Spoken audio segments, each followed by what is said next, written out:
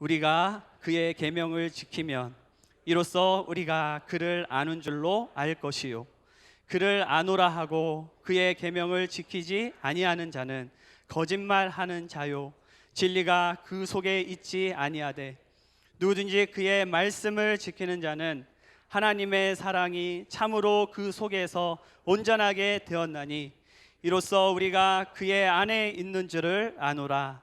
그의 안에 산다고 하는 자는 그가 행하시는 대로 자기도 행할지니라. 아멘. 할렐루야. 이 복된 주님의 날, 주의 전에 나오신 여러분들에게 하늘로부터 하나님의 사랑이 넘쳐나시길 존귀하신 예수님의 이름으로 축원합니다. 얼마 전에 부다페스트에서 슬픈 일이 있었습니다. 많은 분들이 운명을 달리 하셨고 또 몇 분들은 기적적으로 생존하셨죠. 그 생존하신 분들이 앞으로 삶을 잘 살아가시길 기대해 봅니다. 그와 같은 기적적인 생환이 2010년에 칠레에서 있었습니다. 여러분도 아실 텐데 광부들이 갱도에서 33명이었습니다. 69일 동안 갇혀 있다가 살아나왔죠. 모두 감격했습니다. 세계가 놀랐습니다. 세계가 축하해 주었죠. 근데 저는 그 다음에 더 관심이 가더라고요. 그 살아남은 분들이 어떻게 살아가고 계실까? 그렇지 않습니까? 세 분은 병으로 죽었고 18명은 일을 하지 못하고 있으며 나머지 사람들도 사람들의 눈총을 따갑게 받고 있다고 합니다. 살아나가지고 보상금 엄청 받았다며 뭐 그런 얘기 있지 않습니까? 많이 듣던 얘기죠. 인간은 참 속물입니다.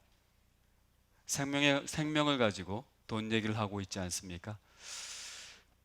그러한 삶을 살고 계시더라고요. 제가 그런 것에 관심을 갖는 이유는 단 한 가지입니다. 우리 성도의 삶하고 뭔가 겹치는 게 있거든요. 성도는 어떤 존재입니까? 구원을 받았어요. 구원의 기쁨이 있었어요. 감격도 있었어요. 환희도 있었어요. 너무 감사했어요. 그 다음에 삶이 중요하죠. 그 다음이 어떠냐는 것이죠. 과연 성도는 구원받은 이후에 어떠한 삶을 살아야 될까요? 어떤 존재일까요? 오늘은 이 주제에 대해서 제 얘기가 아니라 본문 말씀을 통하여 주님의 음성 듣기를 소원합니다. 첫 번째, 성도는 하나님을 알고 있는 사람이고 그 안에 진리가 있어요. 그 진리가 있기 때문에 계명을 지키는 자입니다. 옆 사람하고 인사하시겠습니다. 당신 속에 진리가 있습니다.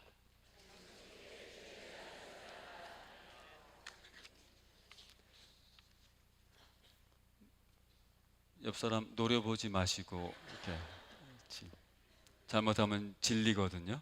네. 다시 한번 해볼게요. 당신 속에 진리가 있습니다. 하나님을 아는 진리가 있어요. 그렇기 때문에 그 사람은 계명을 지키게 되어 있습니다. 계명을 지키지 않으면 진정한 진리가 그 속에 없다는 것이죠. 사실 진리가 없으면 계명을 지킬 수 없습니다. 왜 그렇습니까? 아니, 진리의 빛이 비춰야 그 빛을 따라서 뭐가 잘못되고 뭐가 좋은 거고 해서 그걸 따라 행동할 수가 있죠. 진리가 없는데 그게 어떻게 가능하겠습니까? 그런데 요한일서에서 진리는, 잘 들으세요, 성령이에요. 5장 6절입니다. 제 얘기 아니고 성경을 보겠습니다. 5장 6절 요한일서 다 같이 시작.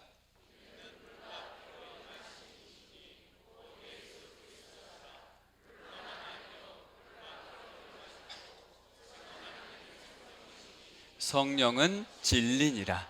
네. 성령, 어떻게 이해하실지 모르지만 요한일서에서는 계시의 빛을 비춰주는 분이 성령님이세요. 우리의 캄캄한 찰흙같이 시커먼 그 이성에 아주 진리의 빛을 쫙 비춰주는 분이 성령님이시라는 것이죠. 그래서 우리 믿는 사람들은 광명을 찾은 사람들이에요. 옛날에 그런 말이 있었죠. 자수하여 광명 찾자. 그런 광명, 비슷한 겁니다. 광명을 찾은 사람이에요. 성령님이 안에 계셔서 진리의 빛으로 우리를 인도하시는 존재가 바로 성도라는 것이죠. 그래서 그런 사람들은 계명을 지킵니다. 계명을 지킨다는 말이 무엇일까요? 잘 들어보세요. 모호하게 생각하지 마시고요.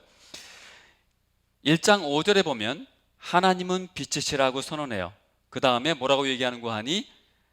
하나님을 성도는 그 빛 안에 걷는다. 빛 안에서 행한다고 얘기를 해요. 그럼 빛 안에 거한다는 것은 뭘까요? 빛 안에 걷는다는 것은 무엇일까요? 이것은 흠없는 윤리적 삶을 가르치지 않아요. 혼동하면 안 됩니다. 죄 짓지 않는 것, 그렇게 가르치지 않습니다. 하나님의 자녀로 살고자 방향을 정하고 그렇게 살려고 결단했다는 거예요. 그 노력한다는 것이에요.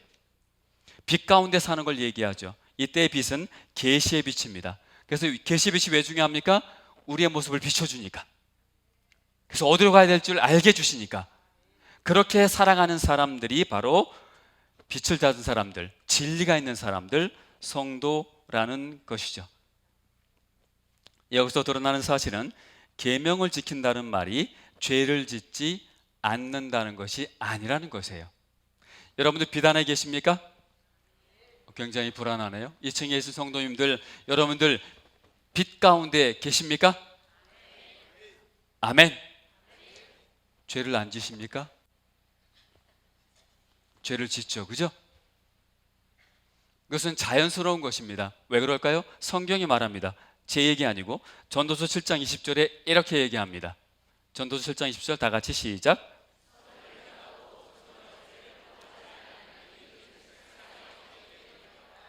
네, 모든 사람들은 죄를 짓게 돼 있어요. 성도는 뭐가 달라요? 자기가 뭔지를 알아요. 자기가 죄인이라는 것을 알아요. 그런데 잘 생각해 보세요. 그럼 어차피 죄를 짓는구나. 성도도 죄를 짓네? 별거 아니네? 이렇게 생각할 수 있겠죠.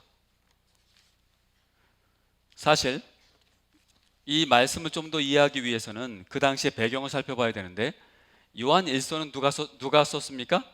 요한 1서는 이게 생각이 안 나면 약간 졸리신 거예요. 요한 1서를 누가 썼어요?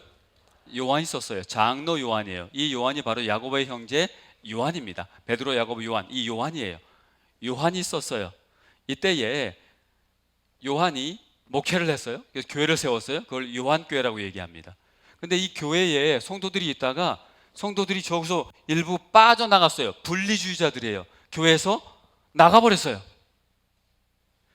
이 사람들이 아주 묘한 말을 합니다. 죄에 대해서. 잘 보세요. 죄가 무엇인지, 죄에 대한 관점이 굉장히 중요해요. 묘한 이론을 가지고 있어요. 뭐냐 하면 어떠한 완전한 지식에 이르게 되면 무슨 죄를 지어도 죄가 아니다, 이렇게 얘기했어요. 어디서 많이 듣던 얘기 아닌가요? 현대판 구원파죠. 구원파가 그렇게 얘기하잖아요. 한번 구원받으면 그걸로 끝이다. 뭔 죄를 져도 괜찮다. 이게 구원파예요. 이게 무슨 말입니까? 그만큼 성도의 죄의 문제가 본질적인 문제였다는 것이에요. 우리의 문제 아닙니까, 여러분들? 우린 구원받았어요. 예수님의 완전한 사랑이 십자가에서 완성되었습니다. 그 사랑을 우리가 입었습니다. 그래서 구원을 받았어요. 기쁨 가운데 있어요. 진리가 우리 가운데 있어요. 그런데 죄를 져요. 심각한 문제죠.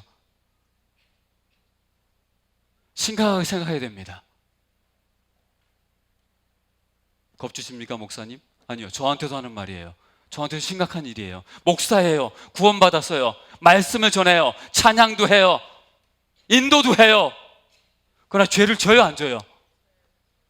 모르시겠어요? 저 예수님 아니에요. 목사는 예수가 아닙니다. 예수님이 아니에요. 죄 져요. 심각한 문제예요. 심각하게 생각해야 돼요. 이것에 대해서 성경이 무엇을 말해주는지 분명하게 알아야 돼요. 그래야 구원파에도 안 넘어가고 사탄에게도 안 넘어가요.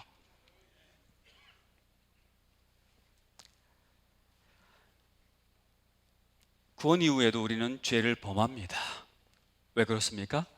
여전히 죄악된 본성을 가진 육체 가운데 살고 있기 때문이에요. 죄를 짓게 돼 있어요. 그것을 어떻게 해야 됩니까?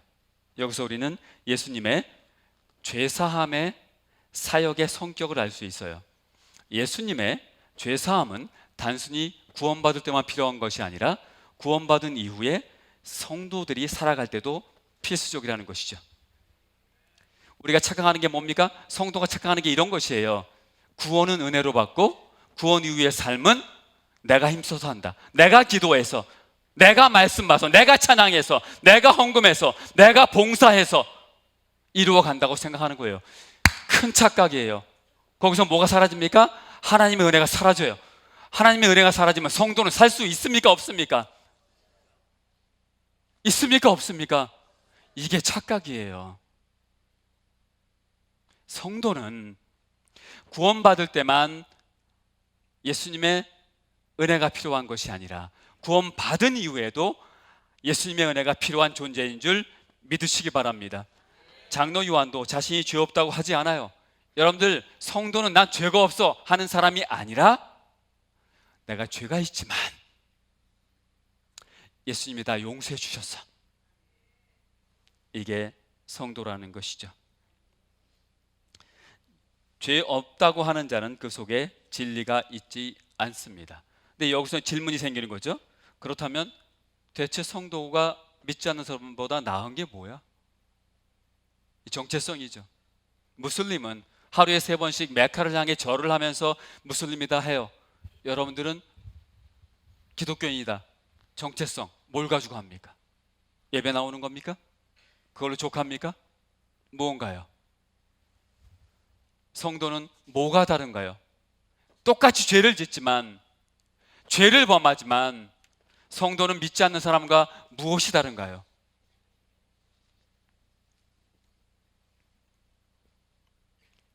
성도는 하나님의 사랑이 온전히 이루어져 있는 사람이에요. 하나님의 사랑이 온전히 이루어져 있기 때문에 생명의 말씀을, 계명을 지킵니다. 그렇다면 잘 보세요. 성도는 어떻게 계명을 지킬 수 있을까요? 1장 5절에 답이 나와 있습니다. 이렇게 얘기합니다. 말씀 이렇게 얘기합니다. 1장 5절 다 같이 읽겠습니다. 시작.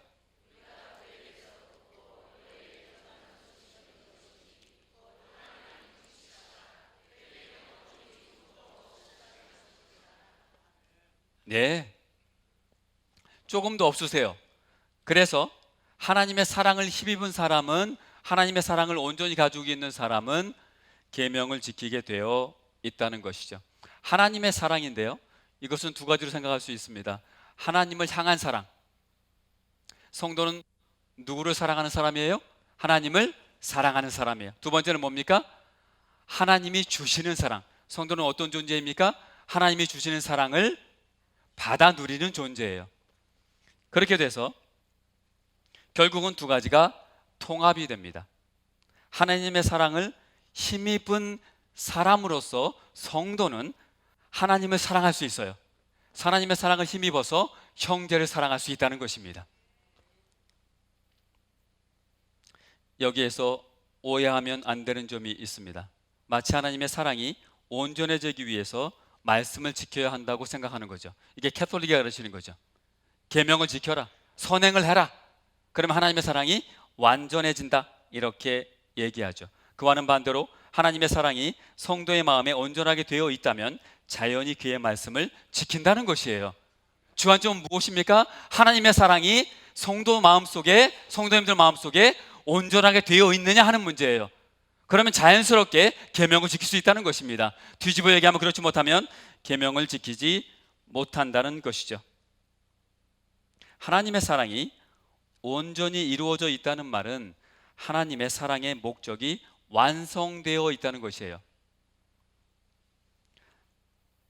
하나님께서 주시는 사랑의 목적이 무엇입니까? 하나님이 왜 우리에게 사랑을 주셨어요?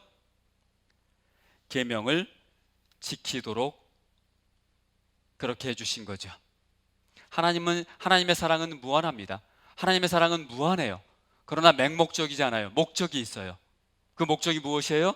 우리에게 사랑을 주신 이유는 계명을 지키도록 하기 위함이에요. 왜 그랬을까요? 여기서 멈추면 안 됩니다. 왜 계명을 지키라고 했을까요? 하나님 좋으려고? 그 순간에 나에게 떨어지죠. 하나님이 뭐가 좋으시겠어요? 우리 계명을 지켜봐야. 기쁘시긴 하겠죠. 그 기쁨 말고도 하나님은 기쁘실 것 많아요. 왜 하나님께서 사랑을 주시면서 그 목적을 계명을 지키는 걸로 소정하셨을까요? 왜 계명을 지키라고 했을까요? 그것이 우리에게 가장 좋기 때문이죠. 계명을 지킬 때 우리가 행복하고 진정으로 기쁘고 진정으로 감사하고 진정으로 활력 있는 삶을 살 수 있기 때문이에요. 이것을 잊어버려요. 그거 잊어버리면 어떻게 됩니까? 율법주의가 되죠. 율법주의가 돼서 어떻게 됩니까? 주일날 교회 나와야 돼. 안 나오면 벌 받을 것 같아. 주일날 교회 안 나오고 어디 놀러 가면 타이어 빵꾸 나서 뭔 일 생길 것 같아. 그죠? 주일날 딴 데 가면 타이어 빵꾸 납니까? 안 납니까? 모르세요? 안 해보셨군요. 죄송합니다. 타이어 빵꾸 안 납니다. 어떻게 하냐고요? 말 안 하겠습니다. 빵꾸 안 나요. 그런 거 아니에요. 그죠? 하나님의 온전한 사랑을 받았기 때문에 그 결과로 계명을 지키는 것이고, 그 계명을 지키는 것이 우리에게 행복을 주는 것이지 벌 받을까 봐 계명을 지키는 것이 아니라는 것이죠. 이게 참 현대의 문제죠. 사랑하면, 잘 들어보세요, 하나님의 사랑은 무한하세요. 끝이 없으세요. 한이 없으세요. 그러나 맹목적이지 않아요. 지금은 어떻게 됩니까? 사랑하면 다 용서해 줘야 돼. 동성애도 다 받아줘야 돼. 사랑하면 뭘 잘못하는 것도 그냥 다 놔둬야 돼. 그게 사랑이라고 생각해요. 잘못된 사랑입니다. 진정한 사랑은 뭐가 있어요? 목적이 있어요. 그 목적이 무엇이라고요? 계명을 지키는 것이죠. 하나님의 사랑이 완성되어 있으면 말씀을 지킨다고 말해요. 여기서 궁금하죠? 하나님의 사랑이 어떻게 누구에게 완성되어 있을까요? 잘 들으세요. 모든 성도는 그 속에 예수님을 통해서 하나님의 사랑이 온전하게 되어 있어요. 옆 사람하고 인사해 보실까요? 당신 속에 온전한 하나님의 사랑이 있습니다.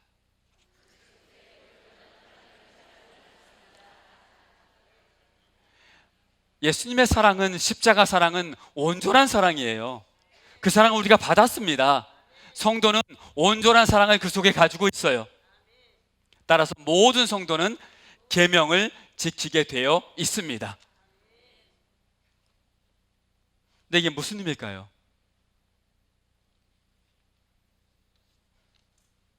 잘못하면 여기서 갈림길이죠. 신율법주의로 갑니다. 계명을 지켜라, 교회에 나와라, 헌금해라, 기도해라. 신율법주의로 갑니다. 사랑해라. 그런 얘기 아닙니다. 계명을 지킨다는 것이 무슨 의미일까요? 역시 제 얘기가 아니라 성경 말씀을 찾아보겠습니다. 이 계명은 말씀이에요. 오늘 본문 말씀에서 계명과 말씀을 지킨다, 계명을 지킨다예요. 이 계명은, 말씀은 요한복음 1장 1절에서 생명의 말씀이에요. 무슨 말이에요? 생명을 주시는 말씀이에요. 주시는 말씀을 지키라는 것이죠. 계명을 지키면 생명이 우리 가운데 넘쳐난다는 것입니다. 그럼 계명을 지킨다는 것이 무엇일까요? 율법주의가 아니면, 율법을 지키라는 것이 아니면 뭐예요 대체? 3장 23절입니다. 요한일서 3장 23절, 실마리를 찾을 수 있죠? 다 같이 읽겠습니다. 시작.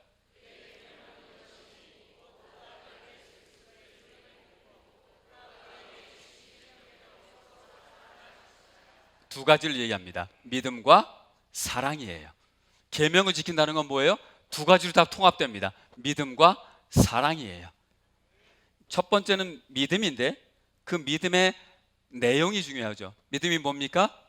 예수가 그리스도라는 것이에요. 믿으세요? 이게, 잘 보세요. 저희는 상투적이에요. 예수 그리스도. 그러나 여러분들 선입견을 다 떼고 한번 생각해 보세요. 예수가 누굽니까? 나사렛, 촌구석, 지지리 궁상, 목수의 아들, 보잘것없는 인물, 나사렛이 어떤 동네였어요? 멸시받는 동네. 나사렛에서 왔니? 그런 동네였어요. 특별할 거 없었어요.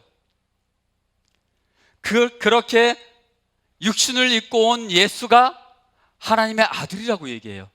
믿어주세요? 아니, 인간적으로 생각해 보세요. 머리를 돌려보세요. 믿어주세요? 말이 됩니까? 아니, 말이 돼요, 여러분들?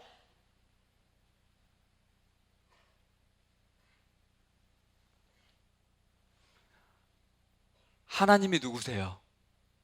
천지를 창조하셨죠. 그 천지 창조하실 때 함께 하신 분이 누구세요? 성자 하나님이세요. 근데 그 성자 하나님, 우주를 창조하셨어요. 우주가 얼마나 넓은가요? 우주가 유한합니까? 무한합니까? 아유, 그 답을 해주셔야 되는데. 우주가 무한합니까? 유한합니까? 예, 이론적으로는 유한하다고 합니다. 그러나 우리의 상상력의 빈곤을 느끼죠. 빛이 1초에 지구를 몇 바퀴 돕니까? 7바퀴 반 돌아요. 그 속도로 얼마를 가야 다른 별이 있습니까? 어떤 경우에는 1억 년을 가야 돼요. 말은 하고 있어요. 제가 상상이 되세요? 빛의 속도로 1억 년을 가요. 그래도 우주가 있어요. 그 우주를 누가 만드셨어요? 하나님이 만드셨어요. 예수님도 그때 계셨어요. 그렇게 우주를 창조하신 분이 육신을 입고 왔대요. 그것도 지지리궁상 목수의 아들로. 믿어주세요? 답이 없으시네요. 믿어주세요? 성육신이 믿어지면 다른 건 다 믿어져요.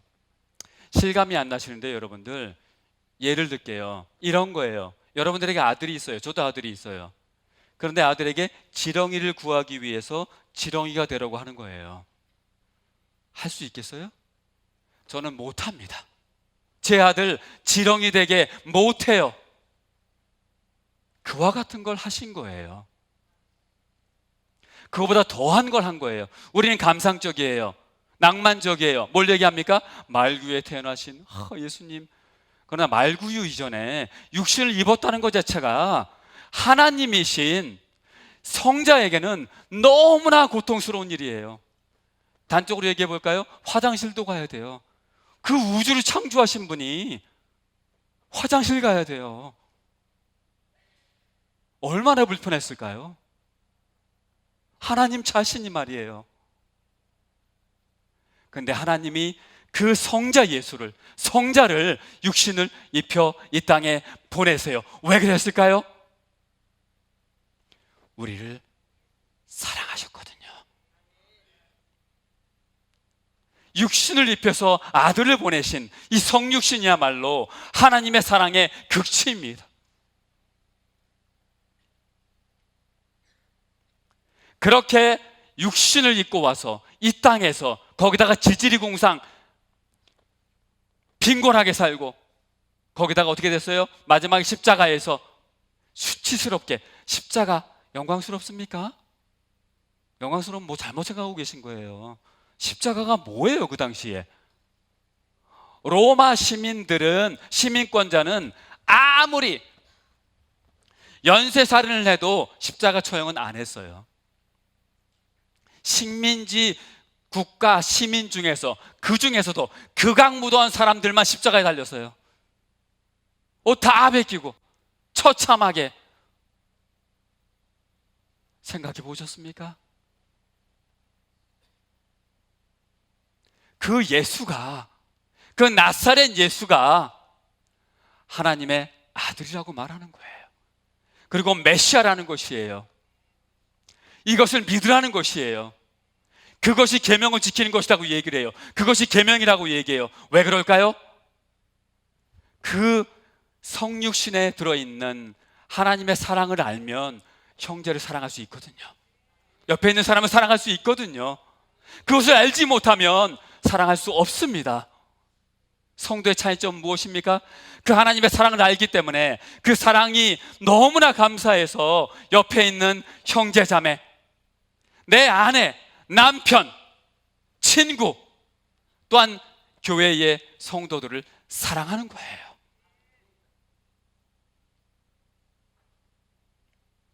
여러분들 묻겠습니다. 그 예수가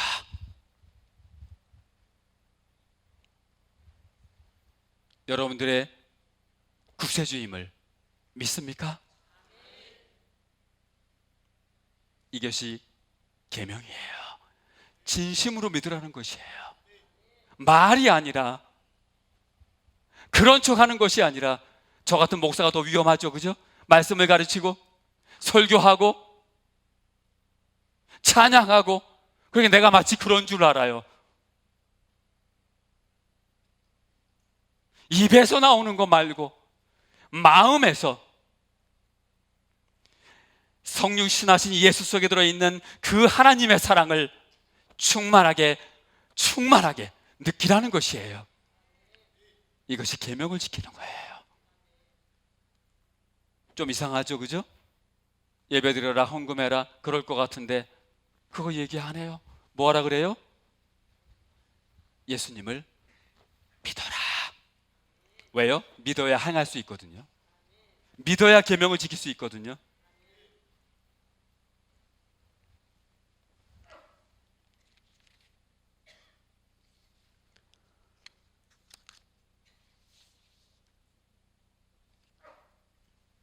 그리고 그 예수가 육체를 입고 이 땅에서 지질이 궁상으로 살다간 예수가, 거기다가 십자가에서 처참하게, 비참하게, 수치스럽게 죽은 예수가 하나님의 아들이고 구세주다 라는 이 고백 속에는 뭐가 들어있습니까?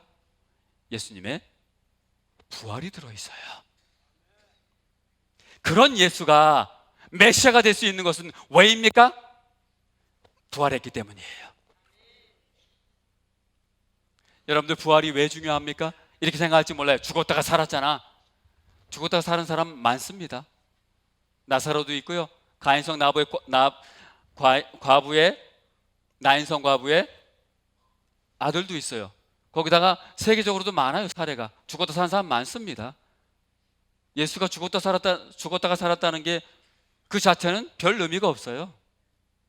놀랍네, 그 정도죠. 사도행전에 뭐라고 얘기하는 줄 아세요? 예수가 부활했다 이렇게 얘기한 적이 한 번도 없어요. 뭐라고 얘기하는 줄 아세요? 잘 들어보세요. 하나님이 그 처참하게 죽은 예수를 살리셨다, 일으키셨다, 그가 하나님에 의해 일으킴을 받았다라고 얘기를 해요. 왜 그렇게 얘기하는 줄 아세요? 물어볼게요. 여러분들이 졸리신가 아닌가 테스트하기 위해서. 예수님은 스스로 부활할 능력이 있어요, 없어요? 있어요. 전능하신 분이 있어요, 없어요?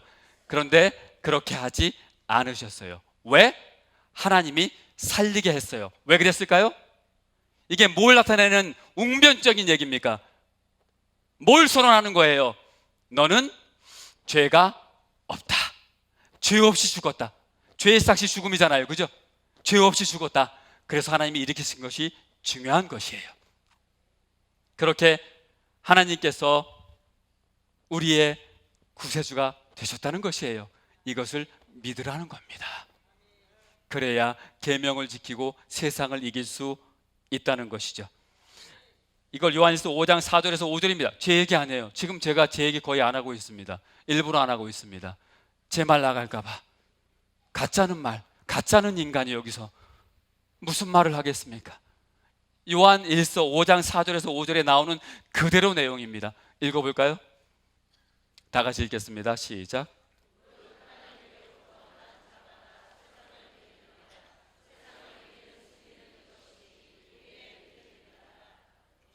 네,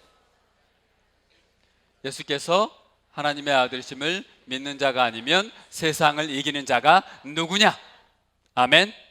예수를 믿는 자에게, 예수, 그 나사렛 예수, 보잘것없는 예수, 그 예수가 그리스도임을 믿는 자에게 놀라운 능력이 주어진다는 것이에요.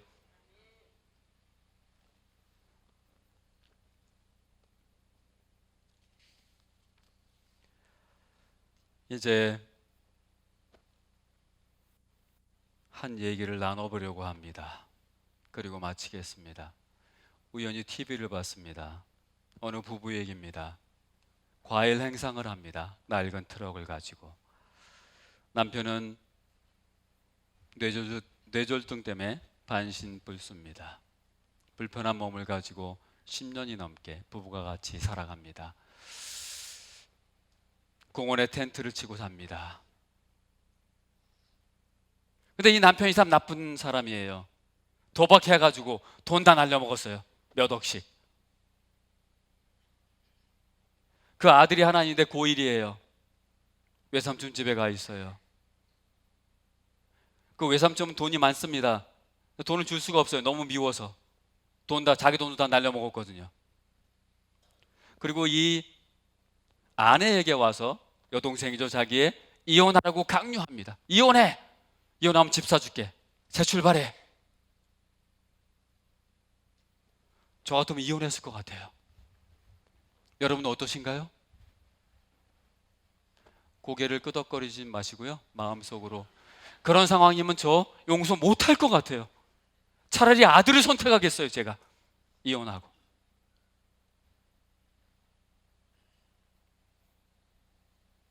근데 10년이 넘게 그렇게 살고 있어요. 물어봤어요.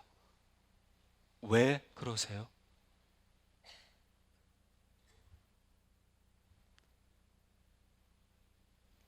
제 남편이 원래 참 선한 사람입니다. 왜 그렇게 생각하세요? 제가 임신했을 때에, 우리 애를 가졌을 때에 친정 아버지가 아프셨어요. 시한부 인생이었습니다. 6개월인데 직장 다니면서 그 아버지를 정말 밤낮으로 정성껏 돌보셨어요. 선한 사람이에요. 도박은, 잘 들어보세요, 실수잖아요. 사람이 실수할 수 있잖아요.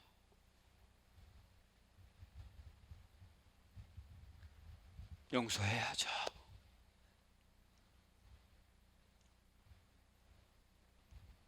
엉엉 울었습니다. 제가 왜 울었냐 하면, 거기서 하나님의 사랑을 받기 때문에 울었어요. 첫 번째는 하나님 아버지의 마음이시거든요. 저를 바라보시는 하나님의 아버지의 마음. 제가 실수할 때에, 그게 넌 실수야, 넌 원래 그렇지 않아, 너는 나의 온전한 사랑을 받은 자야.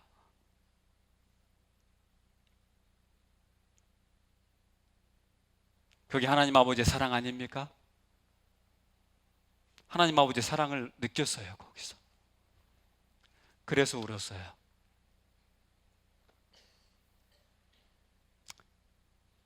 두 번째는, 저는 그렇게 할 수 없을 것 같아서 울었어요. 목사지만 그렇게 할 자신 없어요. 저 주님 앞에서 묵상했어요. 하나님, 제가 할 수 있나요? 저 못합니다, 주님. 오늘 본문 말씀을 묵상했어요.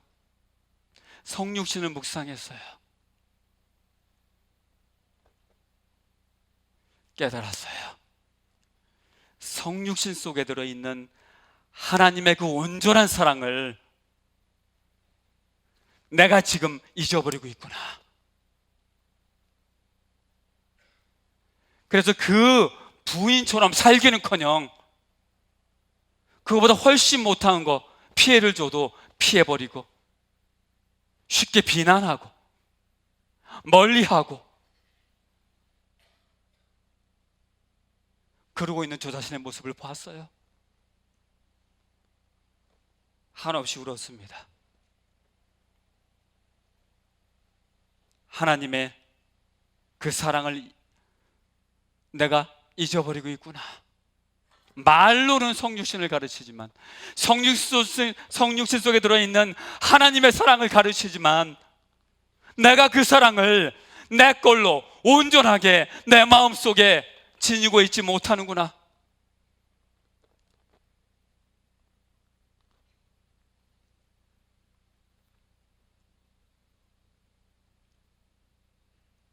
사랑하는 성도 여러분, 우리는 그 TV에 나올 수 있는 사랑 할 힘이 있습니까? 없습니까?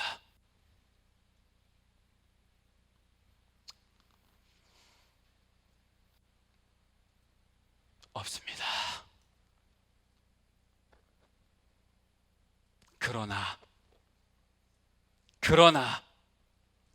하지만 우리가 하나님의 사랑을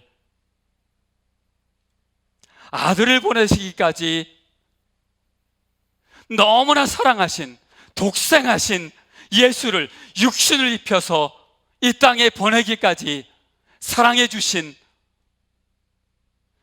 나를 사랑해 주신 그 사랑을 안다면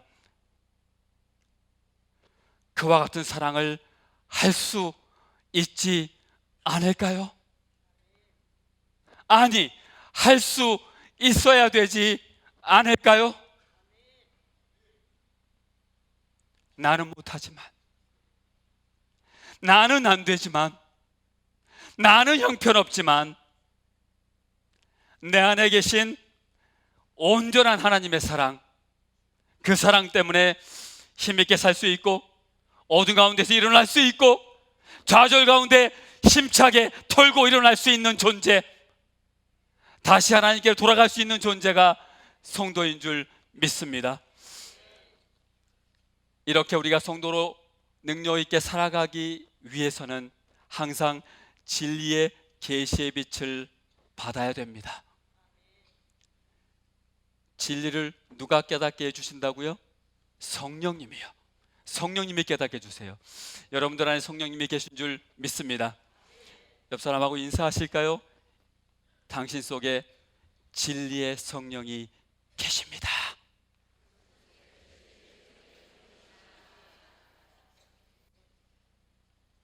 오늘 주일날 집에서 쉬고 먹고 놀고 싶은데 이 자리에 왜 나오셨습니까?